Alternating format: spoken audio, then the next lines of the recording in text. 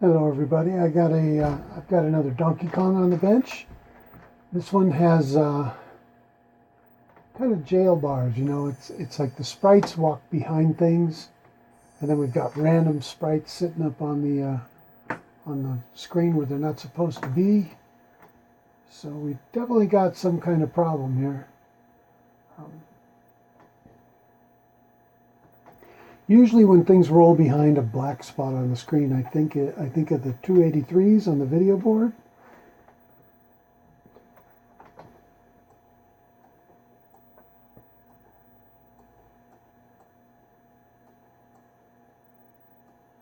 There's 8 of them, but I think the 4 I'm worried about mostly are the ones 7P, 7R, 8R, and 8P. Generally come to mind. So I'm gonna it looks like the one here at 7P has been replaced, and it looks like some traces were messed up. So I think that's where I'm going to start. I'm going to pull 7P.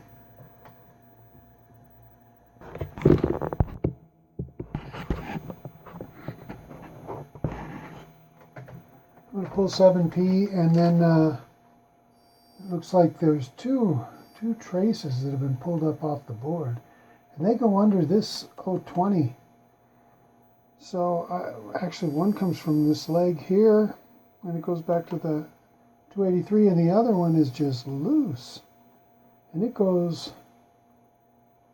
I think it goes all the way under. So I'm going to have to take this chip off, make sure those are right, and probably use jumpers on the back of the board to fix it. But I don't like that, and so we're going to start there, and then that way we'll start from a known state. I'll be right back. All right, I've reworked this chip. This is the 283 at 7P. It was fine. These two traces are okay. The one goes all the way under the chip to here, and it's getting the signals it's supposed to. But I'm still getting the shifting and stuff on the screen. Nothing's come back. So I tried these two chips, 6N, 6M. I thought that would help. Didn't do a thing. So I started looking. I looked at the inputs to these and the outputs. They all seem to be toggling. So I came to this 82S09, which is 7M. And just looking at the signals here, pin 1, 2, 3, 4. So 4, it says it's pulsing, but it's not. It's dead. This is on pulse, but nothing's happening. So pin 4 is dead. And looking at the schematic, pin 4 is D0. So that's kind of odd. So when I touch D0, I have to figure out where D0 is coming from. So on the schematics, I check D0 back. It comes from, let's see, 5P, right here, pin 8. So pin 8 on 5P. I'm getting nothing still. Just a dead signal. It's floating is what it is. So this is one of these well,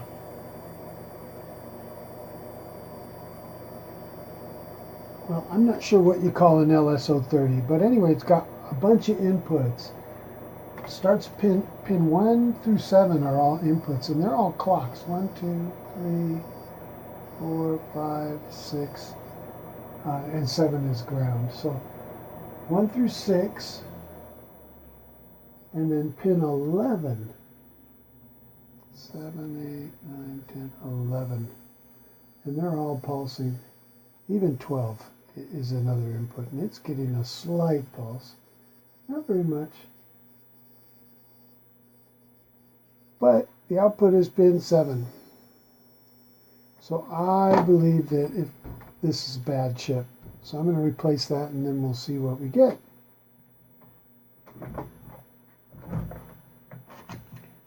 All right, I got to turn all this back on.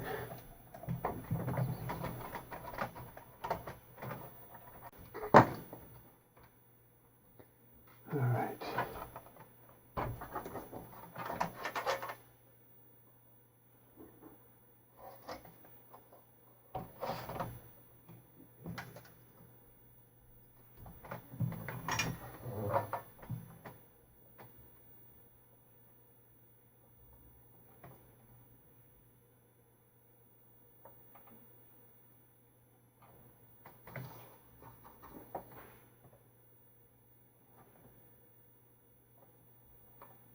IP right here.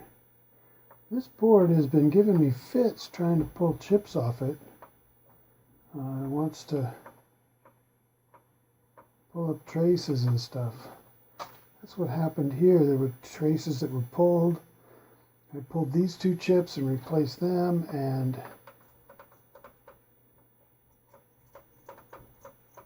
I was afraid it was going to do the same thing. So what I'm going to do, solder it first. Add a little more solder, a little fresh flux.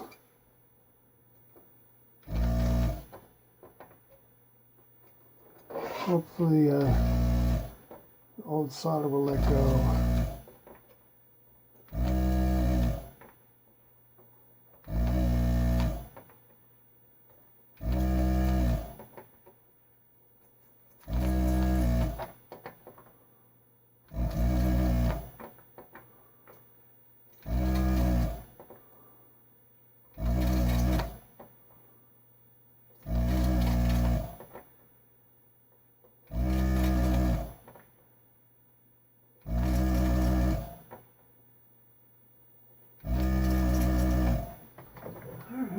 Let's see if it'll come off.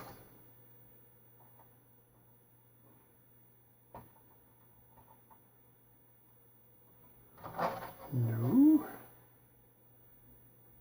What in the world? Come on, chip.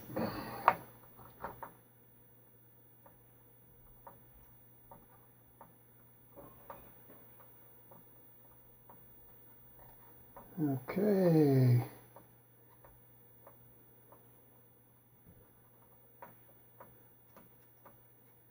You don't want to get this too hot, but at the same time, it's got to melt that solder on the other side of the board. It's holding the chip to the vias. And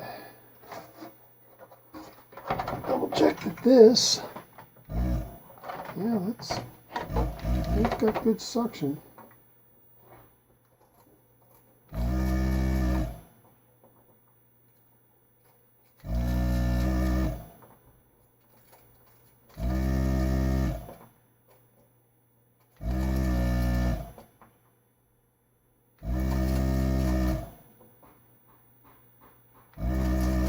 You can cut chips out, but I hate to do it, you know.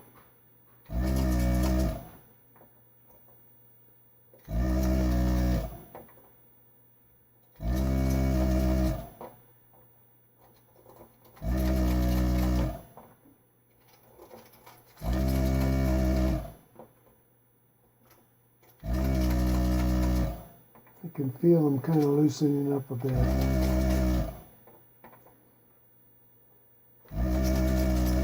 Basically, I move it in a circle to move the leg in the via, so it sucks all around the legs. Let's see.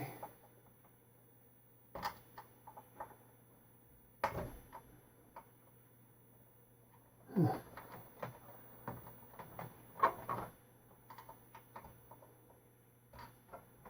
Well, one side's off. What's stuck here?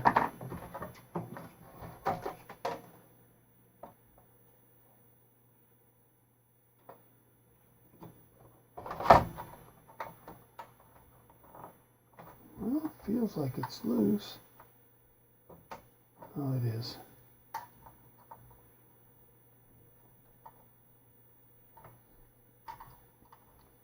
Do I have a leg? that's just not coming unsoldered. Oh, they're all out. They're just hanging on there. Well, let's see what the chip tester says. LSO 30. Not found. Wow. It's kind of nice to be able to, you know, when you're pulling chips and it says not found, you know you found a bad chip. And I'll pop that back on. Get the soldering on for real this time.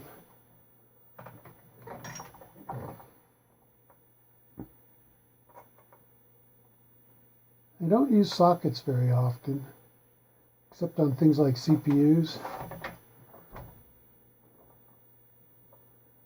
I guess it's because when I first started doing this, I got a bunch of boards that had tons of sockets on them, and every socket was empty. It pissed me off. It really made me upset. Somebody just went through, and I bet they didn't even need to come out. You know, I bet they were, you know, who would pull out a chip and just put a socket in? I doubt that that's what happened. I think somebody just pulled out a bunch of chips, a bunch of socket. You know, somebody had socket in them, and later somebody pulled them out. All right. So let's see here. Ground. +5. And let's check our signal on this.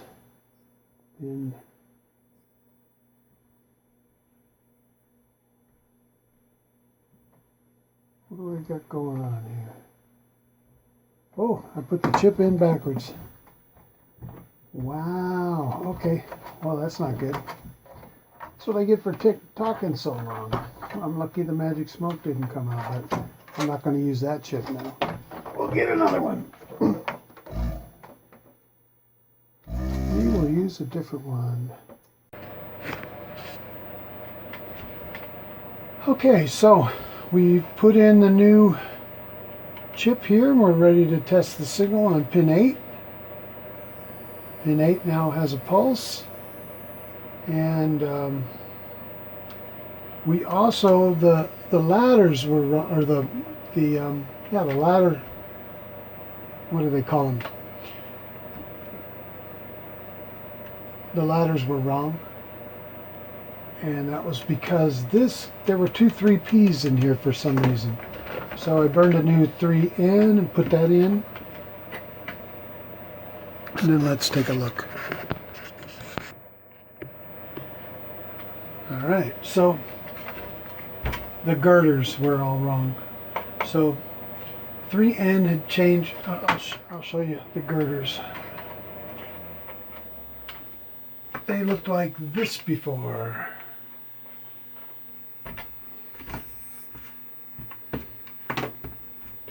The girders were like that, which was a bad 3P or 3N.